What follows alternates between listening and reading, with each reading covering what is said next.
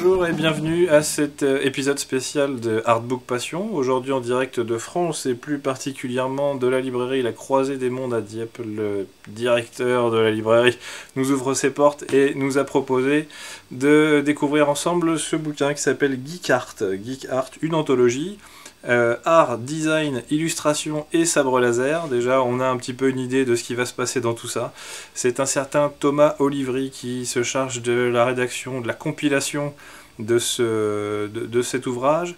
C'est édité chez Huggin et Menin, 420 pages, et je vous le dis tout de suite, il n'y a que du bon dans ce bouquin là. On ouvre la première page et on a déjà les yeux qui se croisent, c'est une sorte de code barre, et on avance ensuite avec, vous voyez, donc une couverture souple mais de bonne facture, un peu d'histoire sur ce que c'est qu'être geek, l'art d'être geek même d'ailleurs, puisqu'il porte cet état d'esprit, cette vie-là à quelque chose d'artistique.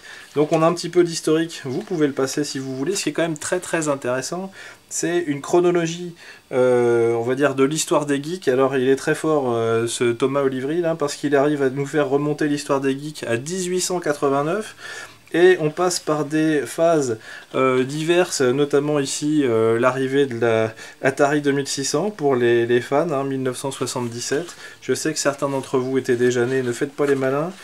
Et on arrive forcément à une fin qui n'en est pas une, à suivre. Évidemment, l'histoire des geeks et du geek art est encore à construire.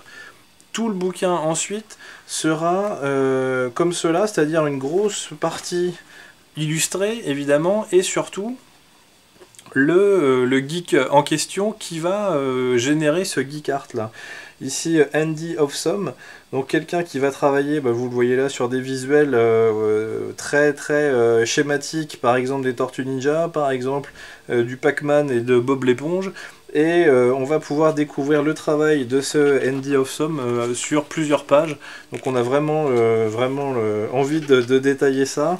Et là où il fait très fort, Thomas Olivry, donc qui écrit ce bouquin-là, c'est que pour chaque auteur, on retrouve ici en partie haute le site web, donc l'adresse de la personne en question, le blog, parce que évidemment très souvent ces gens de l'art graphique ont un blog sur lequel ils vont poster ce genre de choses, et puis le contact même directement, c'est-à-dire qu'on peut leur écrire.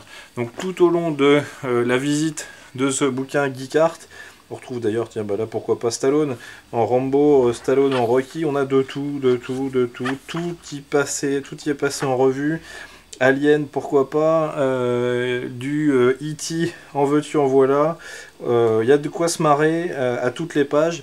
Il y a même de quoi de temps en temps être intrigué. On voit ici par exemple Greg de Stefano qui nous fait des versions un peu humanisées de Luigi et de Waluigi, de Wario, je dis des bêtises.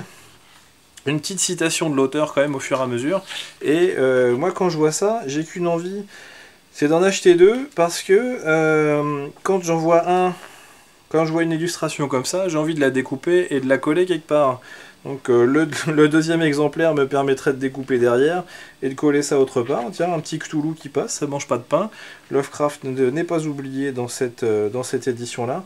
On a vraiment une super édition, c'est glacé, c'est joli comme tout, il y a une qualité de photo qui est à chaque fois vraiment super soignée. On sent que l'auteur n'a pas été faire du enregistrer sous internet et mis ça sur le disque dur pour en faire une maquette. Il y a un vrai boulot d'édition, puisque chaque photo a son année de travail, a son titre. On est vraiment sur quelque chose de super complet. Il y en a 420 pages comme ça, je ne vous dis que ça. Geek Art, je le répète, c'est peut-être pas à offrir, parce que c'est le genre de bouquin, vous l'offrez, et puis à la soirée où vous êtes invité, tout le monde va l'ouvrir, et il n'y a plus personne qui va s'adresser la parole. On va se planter devant le bouquin, et c'est fini, quoi, hein. On est obligé de passer des heures et des heures à regarder ce machin-là. C'est infernal. On retrouve d'ailleurs sur la 4e de couve un petit résumé forcément. Une femme qui se marie avec un Spider-Man, ici en militaire. Geek Art, Thomas Olivry, Huggin et Menin, 420 pages, 39,95 €. Et c'est ridicule, quoi. Comme je me crois au téléachat par moment. Sans blague, il faut vraiment acheter ce bouquin, c'est un super truc.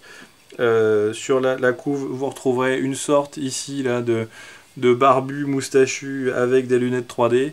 C'est un piège, il n'y a pas de photo en 3D dans ce bouquin, mais c'est pas grave, ça donne quand même une idée de l'ambiance générale de Geekart.